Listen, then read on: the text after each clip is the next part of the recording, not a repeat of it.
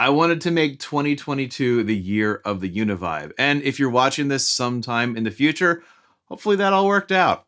Anyway, let's keep the ball rolling with another UniVibe modulation style pedal, the Electro Harmonix Good Vibes.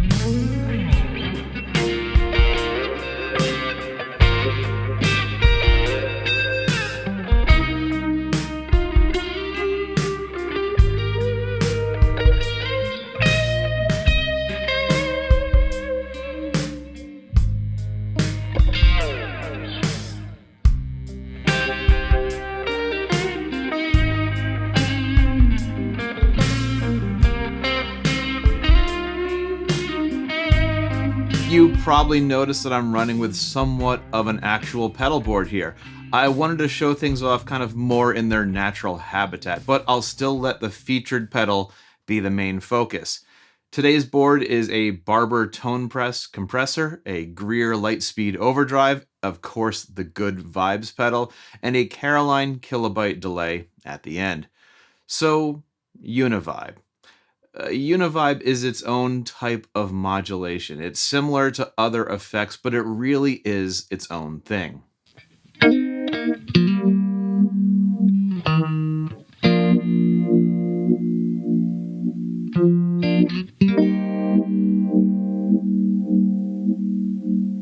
So even though this pedal doesn't say UniVibe anywhere on it, since that's a registered trademark of Jim Dunlop, it's totally a UniVibe type pedal. Yeah, but like it says right here, chorus vibrato. So shouldn't it be one of those? All right, so here's the deal with that. The UniVibe effect starts with an oscillator and a series of all-pass filters, similar to a phaser. And the goal is to phase out certain frequencies and then shift that notch back and forth. You're probably familiar with the MXR Phase 90 pedal. This is one interpretation of a modulating phase shifter pedal. But before that, the UniVibe was invented, and it has a slightly different take on phase shifting. Main differences being the filters are intentionally non-identical, and the oscillator is indirectly connected to those filters by way of a light source and photocells. The long and short of it is that the phaser has a circular controlled sweep of frequency and amplitude. I like to think about it like the rotating beacon of a lighthouse.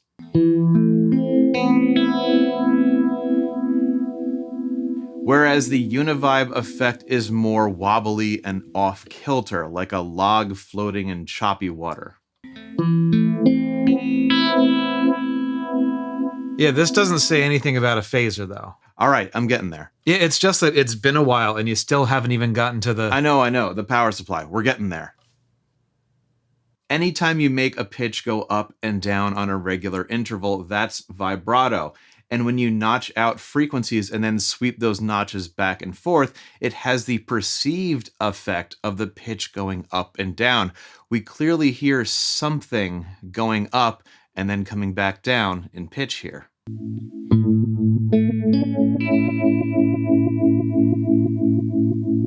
That's the vibrato effect. The chorus effect is just that effect plus the original unaffected signal mixed in. This is what chorus sounds like.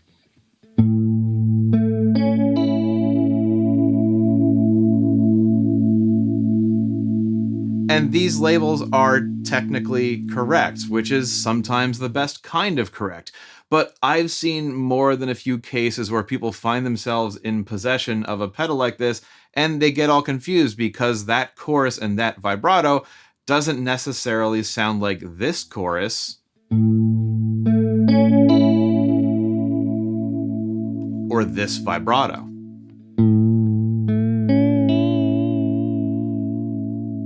So, Univibe. It really is its own thing.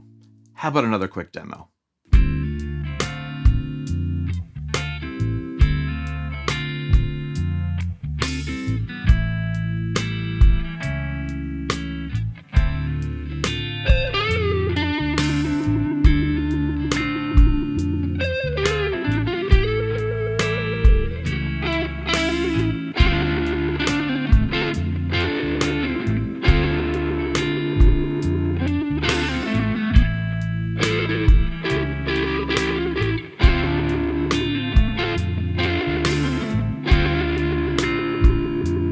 This pedal sweeps in the effect at whatever speed you dial in over here and at whatever intensity you set right here in the middle. And like most Electro Harmonix pedals, there's a spot where it's got that classic sound.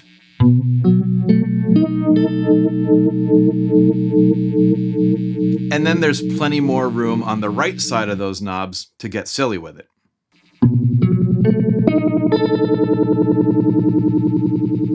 The other nice thing about this pedal is you can plug in an expression pedal and use that to control the speed or intensity while you play.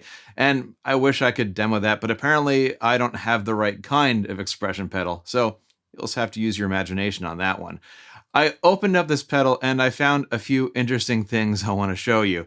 First, the board is labeled Machine Gun, which is a not so subtle nod to one of the most iconic Uni-Vibe having songs of all time. Second, if you watched my Micro-Vibe video, you saw that the oscillator drives a tiny little filament light bulb in there, and the 4 photoresistors around it are used to set 4 all-pass filters, like campers around a campfire. The Good Vibes uses these NSL 7053 optocouplers, which contain a light source and a photocell to achieve, at least on paper, the same thing. However, the Micro-Vibe uses a tiny little filament light bulb. These guys use LEDs, and an LED can go full bright and full dark a lot faster than a filament light bulb. And I think it's kind of a hard requirement if you want those super fast rates while still maintaining the intensity. Thing is, I don't know if those components are the reasons, but I don't hear quite as much in between on the sweep as I do with other Uni-Vibe type pedals. And I like being able to have a low and slow setting. But with this pedal, this is about as slow as it gets.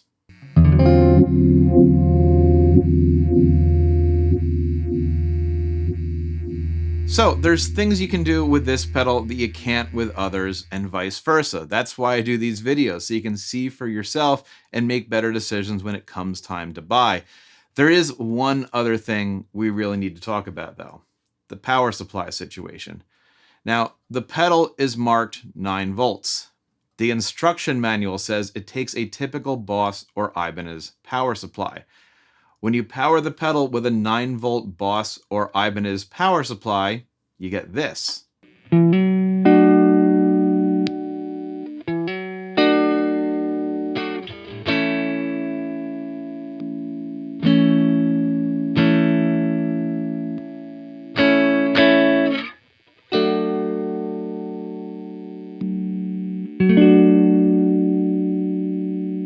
And I got the exact same thing from all the others that I tested with. The lights come on, but the effect just isn't home.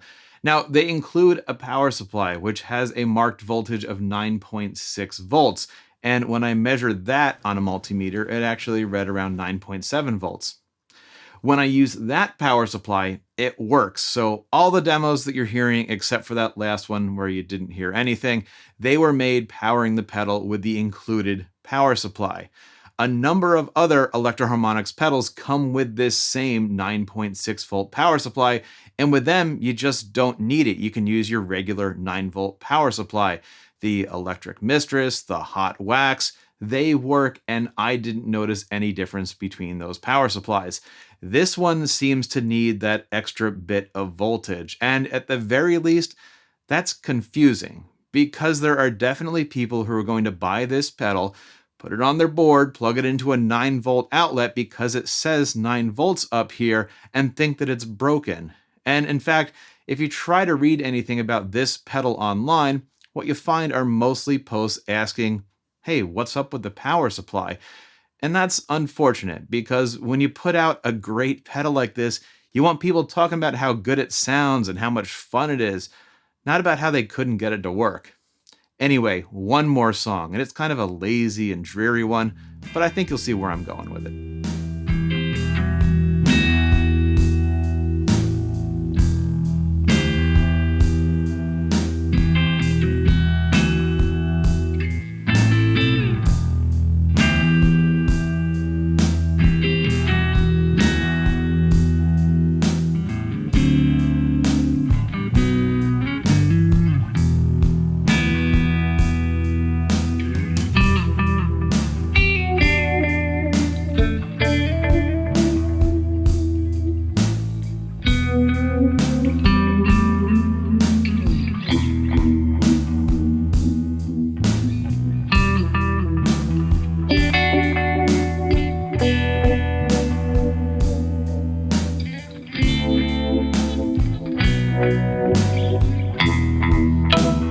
Hopefully you found this interesting and enlightening, maybe a little educational, and if I helped you fix your broken Good Vibes pedal, well then I'm really happy. And if you like what I'm doing, make sure you subscribe so you catch everything else I'm working on, and I'll catch you on the next one.